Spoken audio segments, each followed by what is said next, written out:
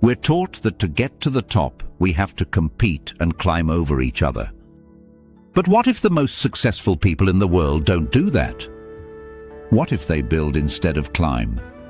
They don't compete, they work together. The real secret to reaching new heights isn't to fight your way up.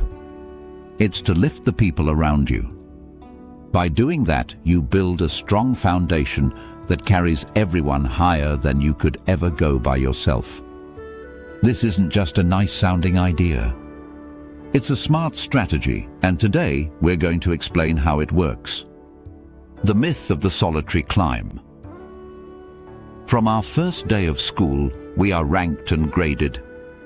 We're taught that life is a game where for you to win, someone else has to lose. This idea follows us into our jobs and careers. We think of success as a tough, lonely climb up a mountain. Every other person is a competitor, fighting for the same limited spots at the top.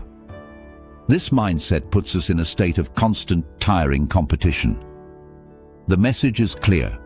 Protect your knowledge, hide your plans, and be suspicious of your co-workers. How many times have you been told you need to be ruthless to succeed? Or that you have to look out for yourself first? This story makes successful people seem like lone wolves, powerful and independent, but also completely alone. But here's the problem: that picture is an illusion. It promises glory at the top, but ignores the high cost of getting there, the stress, the burnout, and the deep loneliness. Reaching the top by yourself is an empty victory. So you made it, but who is there to share the view with? You're the king or queen of a lonely castle because you pushed away everyone who might have celebrated with you. This constant fight isn't just unfulfilling, it's a bad strategy for any kind of lasting success. It's a way of thinking that is designed to fail. Why the lone wolf fails. The whole lone wolf idea isn't just emotionally draining, it's also a terrible plan. There's a limit to what one person can do. You only have so much time, energy, and knowledge. When you only think about competing, you are limited by what you have. You're like a single soldier trying to win a battle that an army could win easily. History is full of examples of people and companies who failed because they believed this myth. Think of companies where the internal competition was so fierce that their best employees spent more time hurting each other than creating new things. Xerox, for example, invented the personal computer, but didn't act on it because its leaders were too focused on their main copier business. They were so busy protecting their own success that they missed a huge new opportunity right next to them. And then there's Blockbuster. They had the chance to team up with Netflix, but laughed at the idea, holding on to their top spot in the video rental business. They saw a potential partner as a small annoyance, and by doing so, they sealed their own fate.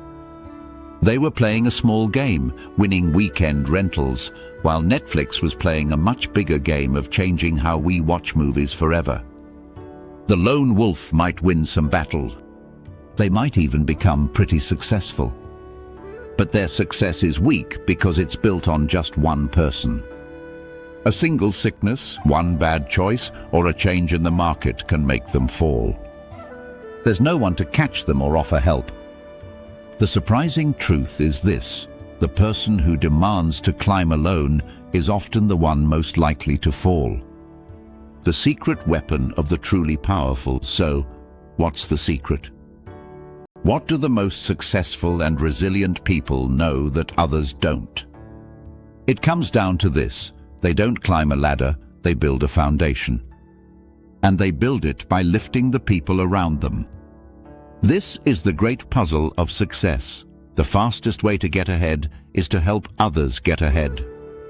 This isn't about being selfless or sacrificing yourself. It's a smart strategy to achieve more than you ever could alone. When you help others, you're not just helping them, you're building a network of friends. You're creating a team of people who want you to succeed because you want them to succeed. There's a biological reason this works.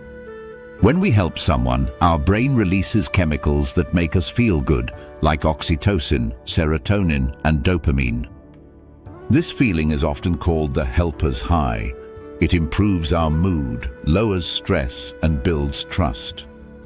We are wired to feel good when we help each other, because throughout history, working together has been essential for survival. The lone wolf is the exception. The team that works together is the rule. The most successful people use this basic human instinct.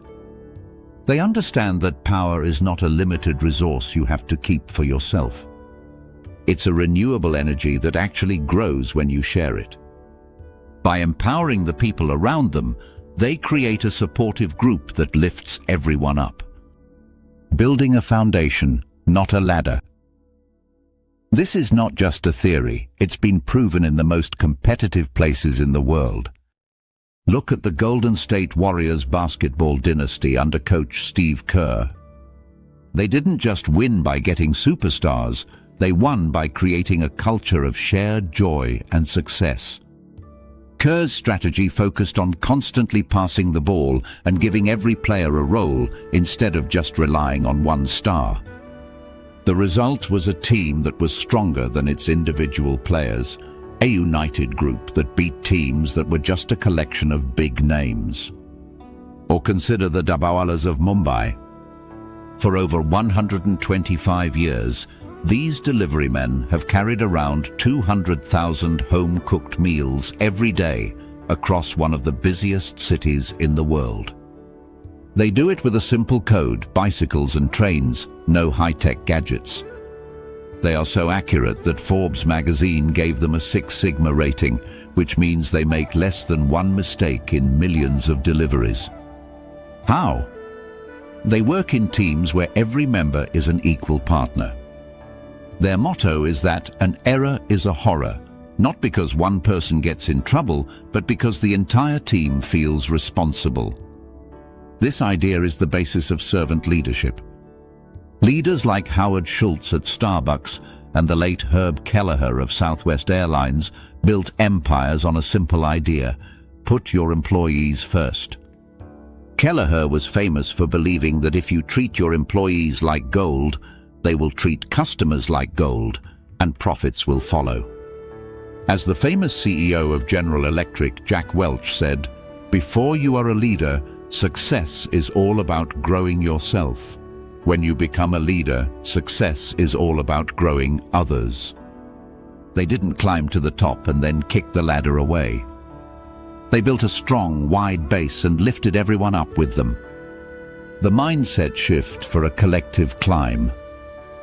So how can you start doing this today? It starts with changing your mindset, followed by taking specific actions. First, make kindness a regular practice. This isn't about big, grand actions. It's about small, everyday choices. It's giving credit to someone in a meeting. It's taking 5 minutes to explain something to a coworker who is struggling. It's sharing what you know instead of keeping it to yourself. These small acts build up goodwill and show that you see your coworkers as partners, not rivals. Second, change the way you think about competition. Stop asking, "How can I win?" and start asking, "How can we win?" Look for a solution where everyone benefits.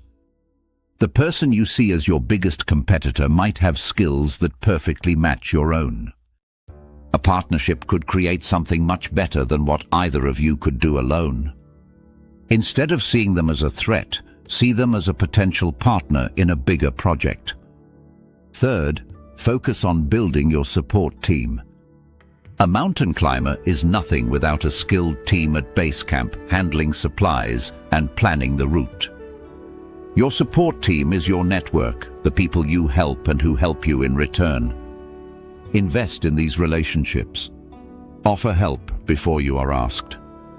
Celebrate their wins like they are your own. Be the person they can rely on. This isn't about just networking to get something. It's about building real connections based on respect.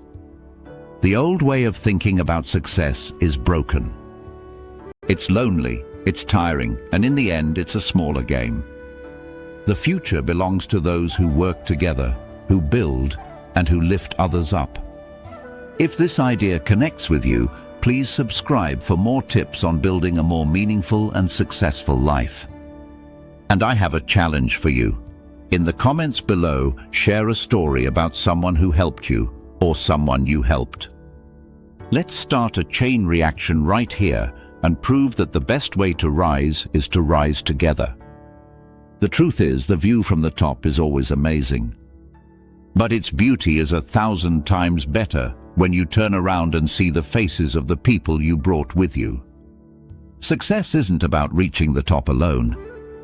It's about building a foundation so strong that it lifts everyone to a place no single person could have reached by themselves. That is true power, and that is a climb worth taking.